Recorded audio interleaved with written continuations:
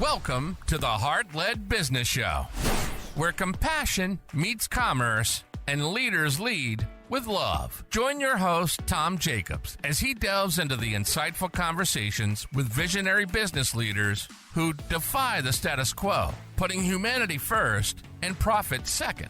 From heartfelt strategies to inspiring stories, this podcast is your compass in the world of conscious capitalism. So buckle up and let your heart guide your business journey. Well, welcome back to the Heart-Led Business Show. Today, we are thrilled to have the dynamic Dr. Dave Jones in the house. From taking slap shots in Europe's hockey arenas to founding M is Good, a Christian advertising agency that has blessed over 1,000 ministries. Dave's journey is as compelling as a championship game. With his knack for uniting excellence in the marketplace and a heart as big as his hockey dreams, he's here to share insights on leading with love in business. Buckle up for a heartwarming discussion. Dr. Dave, welcome to the show. Thank you for having me, Tom. I'm so excited to be here. That's awesome. And I am super excited as well to dive into your story because I think it's just fascinating just how you've been able to wrap everything together and create a business. But before we do that, of course, I always like to ask the first question, which is, what's your definition of a heart-led business? Yeah, such a great question. And I think in the last 10 years, I've tried to lead this way. And it's really, to me, it's leading with intimacy and transparency. And leading with your heart means being open, right? And being transparent for me. And I think God has blessed that. We all go through struggles. And my point of view, or the way I look at life, isn't awesome all the time for anybody. There's peaks and valleys, mentally, emotionally, physically, spiritually. And we have to recognize those times we're in a valley and we're in a peak. And I think more people are willing to jump on and help you if you just open up to them, whether it's business or personal. Yes, we have to deliver a certain deliverable at the end of the day, but just being transparent about where you're at and sharing your life with people is important. Yeah, absolutely. So what would, or how would you describe somebody leading with intimacy and transparency? What might that look like in the workplace? Yeah, I think for us, it's radically different. I would say I dipped my toe in corporate America, that I don't want to be part of it. And so I think it's pretty easy to see, like, when somebody's leading with fear and somebody's leading with anger and pride. And I used to be that person, so I recognize it. When you put somebody down, I used to think that I could get ahead in life if I put everybody else down, that I would be the last man standing and I would be tall. And so it doesn't work that way. And so I had to learn the hard way on that. And so I think it's fairly easy for me to see when somebody's leading that way, because that was me at one time. I think your fear, your lust, your anger, and your pride lead you. Vision doesn't lead you. Your emotions lead you. Years ago, I wrote this article on emotional intelligence, and I've defined high EI and low EI. So in your high EI, you lead with vision. You very much have a growth mindset. When you're low EI, you lead with emotions. You're a very emotional person. People are exhausted when they're around you. That's some tips. I can't remember them all, but one of them is I can't sleep at night. When I'm low EI, if I don't know I'm low EI, but at the end of the day, I can't sleep because I'm thinking about what I said to somebody, you're low EI. You know, so when you lead with emotions and you just don't feel good about who you are in your own skin, this is what I would define as low EI and leading in a non-effective way. So what does the opposite look like then in terms of somebody that's leading with transparency and open and honest with everybody? Yeah, it's great. Great question. There's 4 major areas here that I think, not all, it's not an inclusive list, a complete list, but these are the big ones. Fear. I'm leading with fear. The opposite would be I'm leading in faith. And so there's very distinct behaviors with fear and faith. I could talk about those, just 1 or 2 bullet points on each. Fear is, I'm holding on to things. I don't trust anybody. I want to control everything. Guilty at some point in my life, or we all. Yeah, it'd be pretty easy to see. And then faith's opposite of that. Faith is very much, it's intimate. I don't know where we're going. Here's the roadmap. I need your help, gals. I need your help. This is where we're going. I don't know the next step, but if we do it together, we'll succeed or failure, but we're going to do it together. Let's venture out. So faith is just the opposite of fear. So when we talk about fear, lust, most people see lust as something that's sexual. It can be, where you're addicted to that side of things. That was never me. I was very fortunate in that. I think lust can be things that like things that you want, that you lust for, whether it's a house, a car, more money. It's something that you want to possess that's ineffective. And I'm not saying that you don't want a bigger house or a nicer car. I think those things are awesome, honestly. Yeah, But it's right. how you get about them. If I'm working hard, I'm growing and changing, those things just come about. But if I'm really lusting for them, Yeah. then it's different. Yeah, because you're putting a lot of emphasis on getting that material thing and you're almost obsessing about it to a point where it's not really healthy. That's at Yeah. least how I see that lustfulness. Yeah. So Yeah. it's like I'm going to get those, and those things are going to define me. So Yeah. people, power, and possessions will Mm, define me when I get there. That lens is left with a lot of heartbreak, a lot of depression and anxiety and stress. So yeah. the opposite 100%. of that would be love. So I love to give. I'm grateful. Love breaks the back of lust. It's better to give than it is to receive. That's the opposite. Whereas Right. lust says I'm going to take and hold on, hold on. It's about me. Great examples there as well. So tell us a little bit about your backstory and what led you up to what you're doing today. The reason I can talk about this stuff so freely is because all those things just define me. So I grew up in a hockey rink. I looked at attention differently. I realized that if I scored a bunch of goals, I could get lots of attention. So I just figured out how to score more goals. Yeah. And so I That's got pretty good at scoring goals, and I became a pretty good hockey player. yeah. And so I just grew up in a rink until I was about 25. But when I was playing for Cleveland, I think I was 21 or 22. I Oh, was in Kalamazoo K-Wing Stadium, and I got a slap shot in the face that broke my nose in 3 different directions, oh wow. cut the nerves, my teeth in my mouth, and I had a deviated septum. Oh wow. And those of your listeners out there know a hockey rink. I fell to my knees right around the blue line, and I went all the way into the goal line, and blood was just pumping out of my nose, and the trainer came over with a white towel and put it on my face, and by the time we got back to the bench, the white towel was red. Oh, And if you can see, like, you can, like, my ouch. nose is just still today, it's lopsided. That's pretty incredible too. Yeah. So that began a change for me of what the heck am I doing? Mm, And so I ended up taking some time off, and then I ended up going over to Europe and playing and chasing a pro career from there. I got a couple more concussions there. I ended up with 7 concussions. oh The man. last one I had was back in 2013, and maybe it's a culmination of all the other concussions, but I got a slap shot and it hit my temple and cracked my skull with internal bleeding. And Oh, to this day, I still manage that. It's something about fatigue. Like, I have to sleep. I have to get a certain amount of hours of sleep. I have to protect my sleep. And I take nootropics, like an over-the-counter supplement to help me with brain fog. that's crazy. Just looking at brain scans too. Have you had your brain scan to see what might be going on in there? And I haven't had one in the last couple of years, but now that yeah, you said it, I probably should go get another one. Yeah, just to yeah. check it out. I mean, there's some pretty amazing stuff. I work with a lot of functional medicine docs, and there's stuff that they're working on with brain health that's non-invasive and can help with kind of helping reprogram, especially around concussions and Hmm. some of the issues that come up with that as well. I definitely I need to schedule that. Thank you for that. Yeah, no worries.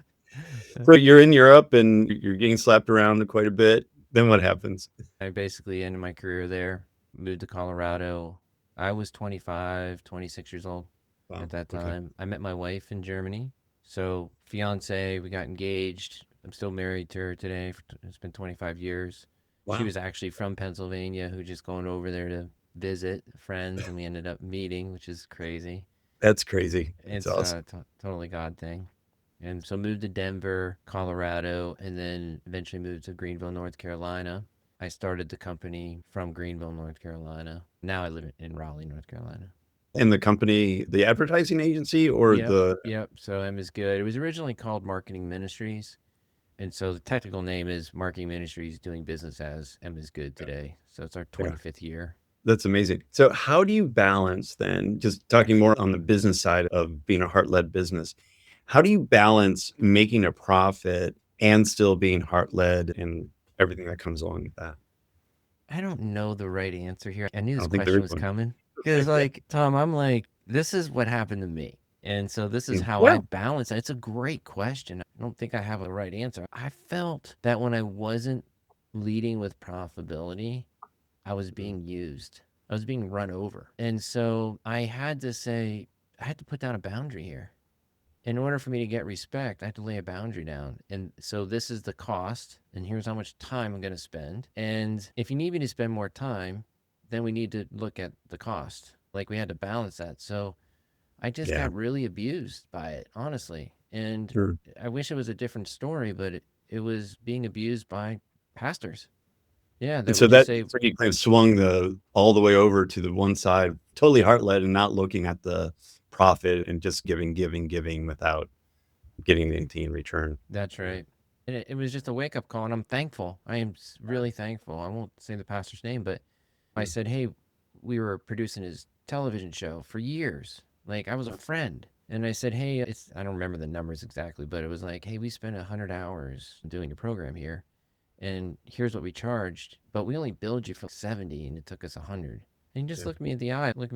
It was like just an everyday conversation. I said, hey, Dave, I didn't write the proposal, you did. You spent 30 more hours. That's your fault. I'm not paying $30, 30 hours more. You didn't manage your time right. Why is that Wow. my problem? And I was like, he's right. And you know what's Wow. cool about that? Yeah.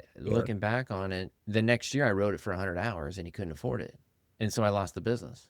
So then I just said, you know what, from now on, I'm just going to make sure I build in the profitability and the scope creep is what we call it. All right. So then that began this transformation of, all right, we either need bigger clients or we just got to find clients that can pay what we're worth. Mm. And so it's just been a series of that and finding clients. And now I look at it as I've taken care of the border, the boundary that I laid. Now the profitability is something that I can be a blessing to other people. Like doing this podcast on a nice podcast set because I could afford the technology to be able to do it is a blessing to me to be able to give back. And so I look at it that way. It's can you really be a blessing without profitability? You can. It's just harder. It's so interesting. Like when I speak to a lot of heart led business owners and they talk about not having the profitability and just the struggles that they're having, and then making the suggestion, why don't you raise your rate? Oh, I could never raise my rates. That's all. But so it's like this double-edged sword. But Mm-hmm. then when you say, what would you do with that extra money that you have? And then you just see their eyes light up. Think about what they could do in terms of the giving and the impact that they could have if they have the financial resources to be able to do that. And I think that's a huge difference between profit-led versus heart-led folks, whereas profit-led is just looking to accumulate more profit Mm-hmm. and for profit's sake, versus heart-led wants to add that profit so that they can do more and better things with the extra profit as well. Yeah, I really got intimate with myself and really kind of looked at what was the underlying issue. Like, what was Mhm. truly the issue? I boiled it down to one thing. It was my self-image. How I saw myself in terms of value, what I bring. And when my self-image increased, my rates did. I looked at too, like I can't increase my rates. Why can't you? Because there's somebody in the same field as you, hundreds of them, maybe thousands of them, that charge way more than you. Why is that? And you're charging less and you're not profitable and you're stressed out. Who are you good to in this case? So it came down to what is my worth? What do I see myself as my worth? So I went from like we have this one product, maybe talk about today's R7. R7 was free at one point. And then it went from free to $500. And I'm spending 10 sessions, almost 20 hours with clients. It went from free to 500 to 1500 to 2500 to 5000. Today it's 10,000. And I'm Nice. like, what changed? What changed Dave's perception of his identity and what that consultation is going to do for the client and the deliverables is what changed. And then you can do so much more with that additional profit versus spending all that time for free. Now you become resentful. And then you don't provide the best for your clients, your family, your friends. It's a downward spiral versus when you have enough profit in there, you're more relaxed, you make better decisions, and you're generally a happier person as well because you're not as stressed out. And not kicking the dog when you come into the house at night. I also think too, like you're spot on, I think, in terms of, but I think it goes a little further to that. I can hire better people. We can put on a better Mm, product. We can be more accountable. And for me, we're in the Christian space. I want to glorify the Lord with my talents and my abilities at the end of the day. I want to hear the words, well done, good and faithful servant at the end of the road. I want the time to be able to think this through. This isn't about me having something bigger and better, whether it's a house or a boat or a car. This is about having the profitability to bring on quality people to deliver a quality product. That's the way I look at profitability. Absolutely. And if you don't have both of those things, then you're not going to be in business for very long, That's right. for sure. Yeah. That's it. Cool. How do you work with employees to make sure that they're following the same heart-led approach that you have? Not well. I like the transparency and honesty. I have a small staff and I really like my staff right now. This is probably the best staff I've ever had. We have a standard and we try to hit that standard every day. And I try to give everybody the opportunity to become the best version of themselves. I love to find what people are good at my staff and just put them in that position to win. I Yeah. think there does come a line where they're not delivering, they're not happy, and I can see that. And I feel like our vision and our mission at M is Good is pretty strong in what we're doing. So they just weed themselves out, honestly. It's my 25th year and I've had, I don't say lots of turnover, but I have turnover. And every single situation happens where it's like they just leave because they're just not in their space. Yeah. Something happens where it's like they identify themselves. Yeah, that's good on that side. And then even better when you can see them really flourish in a Mhm. job and go beyond whatever your expectations are. I have a staff member right now that's like that. And I'm just like, every time that I see stuff from them, I'm like, wow, this is really amazing. And I'm so happy that they're on the team. Yeah. It makes life so much easier when everything is running. What type of interview process or hiring process do you have to make sure you're getting the right people? Yeah. I just try to be open and transparent in what we do. I think Yeah. that by just the name, M is Good, and we're a Christian ad agency, that sort of allows people to know that we're a Christian ad agency and these are the beliefs, and we have Christian clients and employees that are coming in. They understand that. Now, it's not my place to judge them where they're on in terms of their walk with the Lord. I don't get in the middle of that ever because I don't want to be their Yes. judge. I don't want any of that. So that's built in. And I think the trick is really when you're trying to find somebody's passion in the marketing, the messaging, the design, the building stuff, whether it's a website, a landing page, client facing, non client, like finding that skill development in them is something that takes time. Yeah. And I just have to be patient with where they're going to land. And I think I've done a pretty good job of that. I too have a similar person like you were describing on your staff who came in as a graphic designer. Now he's the VP of the company. Yeah. And I recognize his skill and talent every single day. I absolutely love him and everything he does for the business and our clients. It's unreal. Like I just feel Yeah. so blessed to have him on staff. Yeah, it just makes life so much easier when you Oh my have gosh. people, that are, I like what you said, get them into the position where they can win. Yeah. Love that philosophy. That's great. So Dave, how can people find more about or find out more about M is Good and potentially work with you? One of the things that we've done really well over the years is we've really owned the keyword Christian marketing. So you can Google Christian marketing, M is Good comes up, or you can go to emisgood.com Nice. and find us there. And if you want to talk to me specifically, there's plenty of opportunities on the Let's Chat. The Let's Chat's everywhere on the website. I see all the leads that come through and everybody that comes through. And yeah, so that's how you can get a hold of us. Nice. And what type of businesses do you like to work with, or what's kind of your ideal client? Yeah, I would say obviously, they're glorifying the Lord with some level, whether it's they're a Christian business owner or they have a Christian business owner with a secular business or just they have a ministry.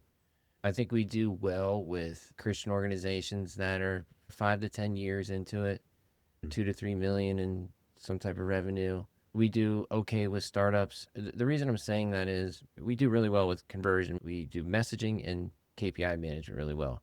It just takes time for customer acquisition. And when you're talking about time, you're talking about money. Yep. And so there's got to be a certain level of a budget to be able to ride that conversion time frame. Yeah. And if the budget's not there, then it just doesn't work. Yeah, I'm finding that out the hard way over the last couple of years. So, yeah, it's fascinating just as I dig a little bit deeper into the marketing aspects. It's just fascinating. I love just learning all that stuff. It's awesome. Yeah.